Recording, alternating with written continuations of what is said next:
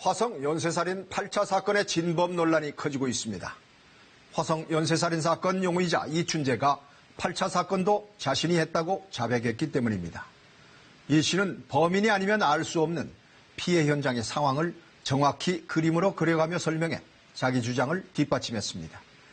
8차 사건은 1988년 9월 13살 여학생이 성폭행당한 뒤 살해된 사건입니다.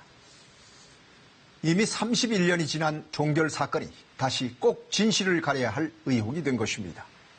이 씨의 자백이 사실일 경우 8차 사건 진범으로 지목돼 20년형을 살다 나온 윤모 씨는 진범 대신 누명을 쓰고 옥살이를 한 어처구니 없는 일을 당한 것입니다. 윤 씨는 당시는 물론 지금도 경찰의 고문으로 허위 자백을 했다고 일관되게 주장하고 있습니다. 누가 진범인지는 앞으로 좀 더 많은 수사를 통해 밝혀질 것입니다. 그럼에도 불구하고 이번 사건은 우리의 그릇되거나 미흡한 수사 관행과 사법체계 등에 대해 많은 시사점을 던져주고 있습니다. 우선 수사 과정상의 인권유린 여부입니다. 윤 씨가 가혹행위와 고문을 받아 거짓 자백을 했다고 말하는 데 대해 경찰은 명예를 걸고 진실을 밝혀야 합니다. 둘째, 당시 수사의 오류 가능성을 살펴봐야 합니다.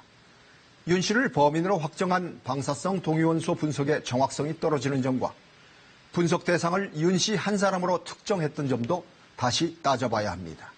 셋째, 약자인 윤 씨가 재판 과정에서 철저히 소외된 점입니다. 불우한 환경으로 초등학교조차 나오지 못했고 소아마비 장애가 있는 윤 씨는 스스로 방어할 수 있는 그 어떤 정보나 힘도 없었습니다. 실제 윤 씨는 국선 변호인의 얼굴조차 본 적이 없이 재판을 받았다고 합니다. 범죄를 끝까지 추적해 진실을 밝히고 엄벌하는 일은 국가 공권력의 핵심 의무입니다. 그 과정에서 그 어떤 인권의 유린도 없어야 하고 억울하게 누명을 쓰는 단 한 명의 희생양도 만들지 않겠다는 결연한 의지도 있어야 합니다. 앞으로 좀 더 많은 수사를 통해 이번 사건의 실체는 드러날 것입니다. 하지만 차제 억울한 사람을 구제할 절차를 좀 더 쉽게 고치고 잘못된 법 집행에 대한 배상액도 크게 늘려 원통함을 풀어주는 국가의 책임을 대폭 강화하는 제도 마련이 역시 시급합니다. 뉴스 해설이었습니다.